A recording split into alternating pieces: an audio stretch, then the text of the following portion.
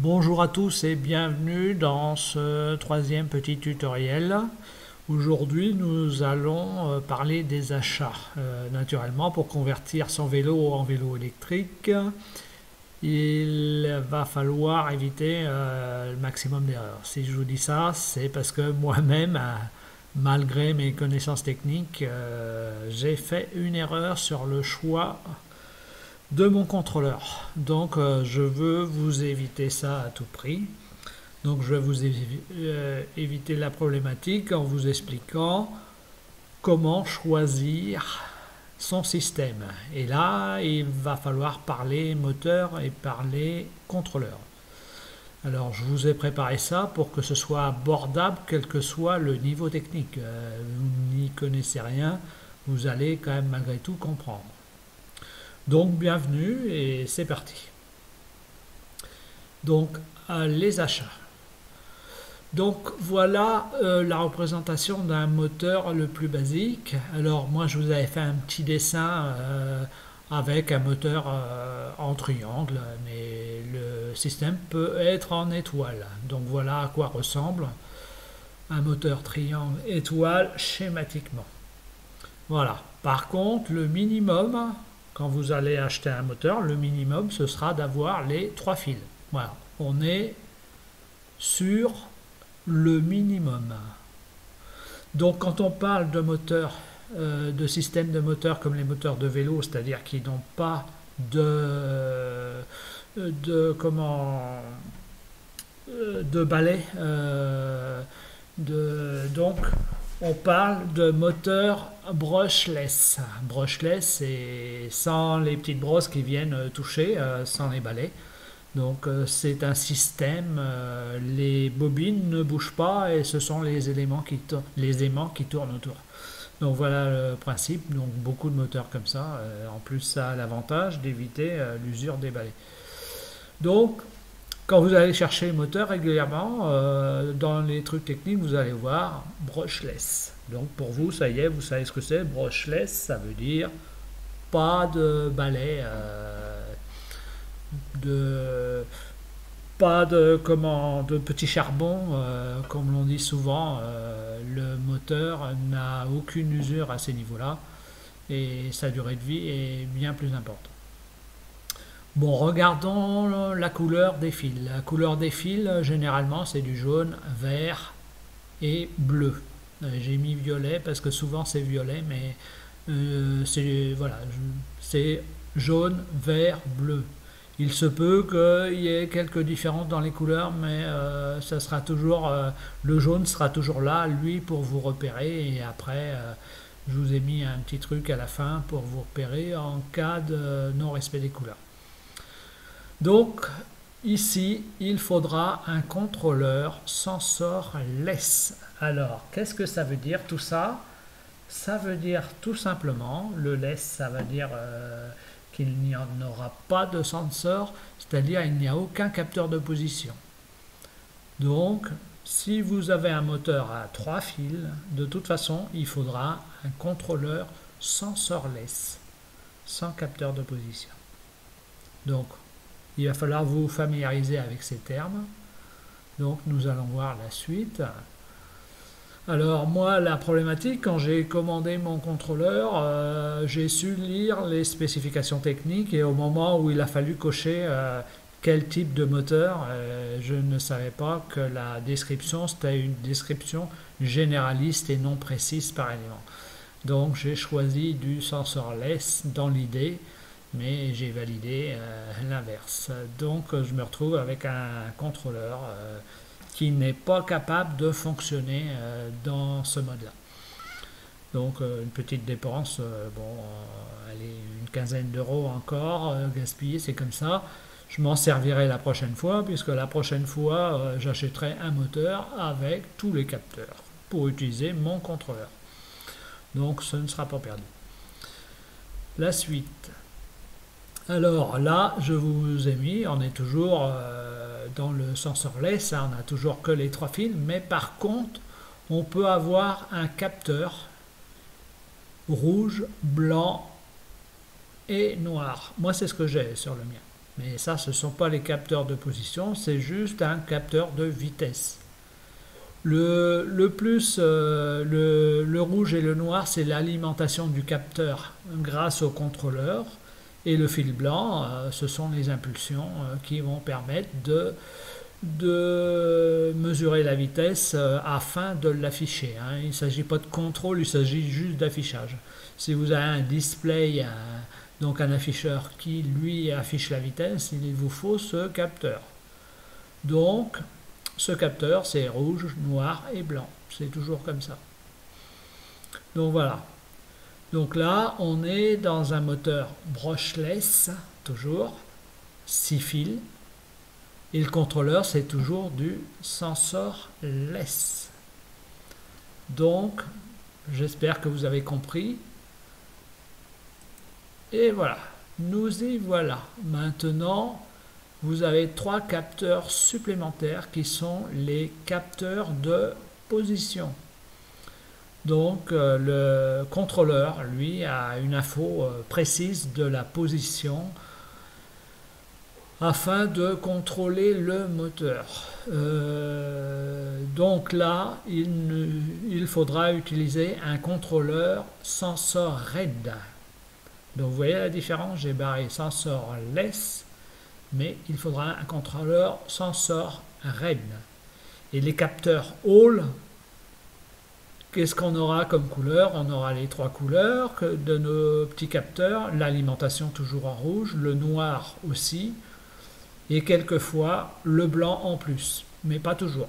Donc, quelquefois, vous aurez 6 fils, plus les 3 du moteur, donc ça sera 9 points. Si vous avez un moteur 9 fils, vous avez tous les éléments d'un moteur.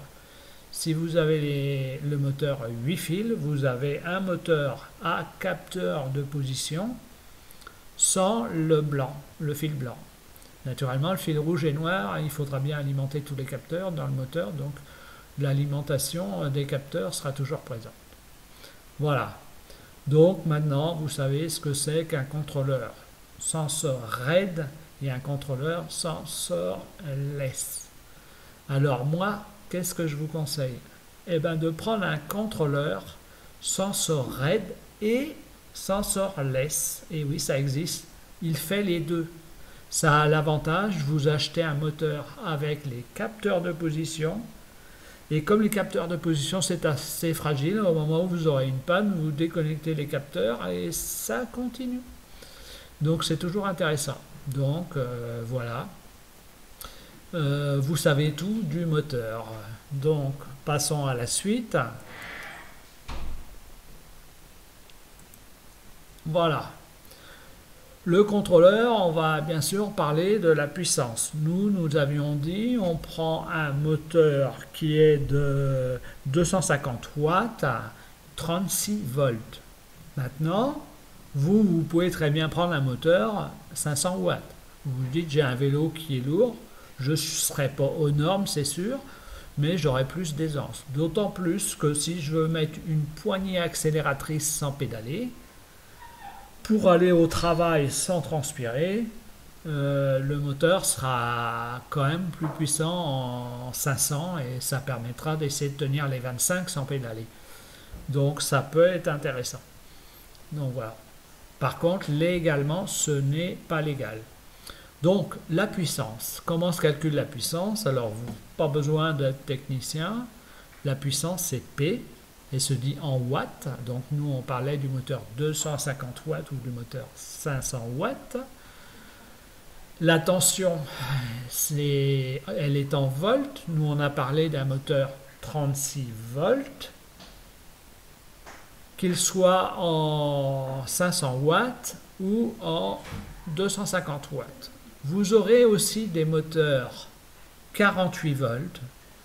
Et maintenant, il faudra calculer l'intensité. L'intensité est en ampères. Alors, P égale U multiplié par I. Donc, I est égal à P sur U, divisé par U. Donc, 250 divisé par 36, nos 250 watts divisé par 36 volts, nous allons trouver 7,95 ampères. Donc il faut juste vérifier que le module devra générer un courant au moins égal à 8 ampères. J'ai arrondi, hein, parce que 7,95 c'est 8. Voilà. Donc vous allez voir, courant minimum 8 ampères. Bon, ça marche, je le prends. Vous aurez un courant bien sûr au-delà quand le moteur force, mais vous allez avoir un maximum et un minimum. Ce minimum, voilà le calcul. Si vous prenez un 500 watts, vous pouvez le calculer. Il n'y a aucun problème. La suite. Donc voilà un contrôleur. Donc on va parler des les principaux connecteurs. Donc les entrées break. Les entrées break, c'est tout simplement pour mettre les manettes de frein, hein. Ce sont des coupes-circuits. Donc là, aucun problème. Et après, vous avez All Sensor and Speed Sensor. Alors naturellement, c'est ce dont on a parlé, hein. Ce sont les capteurs de position. Donc vous avez 6 fils, c'est normal, hein. 2 fils d'alimentation, 3 capteurs de position, un capteur pour la vitesse. Donc ça c'est vu. Le display, c'est l'affichage et la commande. Donc quand vous prenez un affichage, par exemple, vous voulez aider au couplage, avoir plus d'assistance, vous allez mettre à niveau 2, voire 3. Power, plus et moins, c'est l'alimentation, hein, c'est notre batterie 36 volts. Vous pouvez bien sûr, si vous achetez un moteur 48 volts, prendre un régulateur supportant du 48 volts. Ensuite, le throttle, alors je le prononce peut-être très mal, moi et l'anglais, ça fait 2. Donc ça, c'est tout simplement la manette des gaz. Donc ce contrôleur a l'option manette de gaz. Si vous voulez mettre une manette à pouce ou une poignée accélératrice, vous pouvez. C'est là qu'elle se connectera. Alors moi, je vous conseille la poignée, c'est plus facile. Mais quelquefois, dans votre poignée, elle est déjà prise par le passage de vitesse. Certains passages de vitesse sont à la poignée. Donc là, dans ces cas-là, le système à pouce. Ça vous permet, vous, quand vous êtes fatigué ou le matin, si vous allez au travail avec votre vélo électrique, de ne pas pédaler, donc de ne pas transpirer. Et le soir, naturellement, vous donnez un petit coup pour l'exercice physique. Voilà. Le pas. Alors le pas, c'est tout simplement le petit capteur dans le pédalier. Alors c'est un petit capteur à effet Hall avec plein de petits aimants autour qui se placent dans le pédalier. Alors là, il faudra être vigilant parce que le contrôleur va vous donner le nombre de positions, donc d'aimants du pas. Alors quand vous allez commander votre pas, ça serait dommage de ne pas être en phase avec le régulateur. Lui, s'il considère que 9 aimants vont faire un tour complet, si vous lui en mettez 6, forcément on n'aura pas la même assistance. Donc faites attention à tout cela.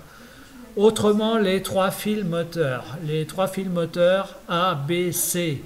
Les 3 fils moteurs, c'est toujours les mêmes couleurs. Normalement c'est du jaune, vert, bleu. Là ils ont mis une couleur intermédiaire, mais peu importe. Donc je vous ai mis en cas de problématique de couleur un petit tableau des couleurs. Et en fin de compte, si vous voulez faire coïncider des couleurs différentes, il suffit de regarder comment est positionnée la couleur. Si elle est, par exemple, le jaune est avant le vert, si vous retrouvez après à connecter du jaune vert avec un connecteur qui est bleu et vert, le jaune va se connecter avec le bleu et le vert avec le violet. C'est toujours comme ça. En électronique, c'est le code des couleurs. C'est l'arc-en-ciel. Donc, vous pouvez servir du code des couleurs en cas de nuance de petites couleurs.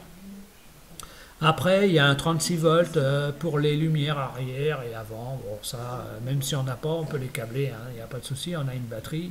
Ce n'est pas un problème. Et je vous ai rajouté, bien sûr, Learn. Learn, c'est quand vous n'avez pas de capteur de position. Vous avez souvent un fil Learn où vous mettez un petit court-circuit et ça lui permet d'apprendre son sens.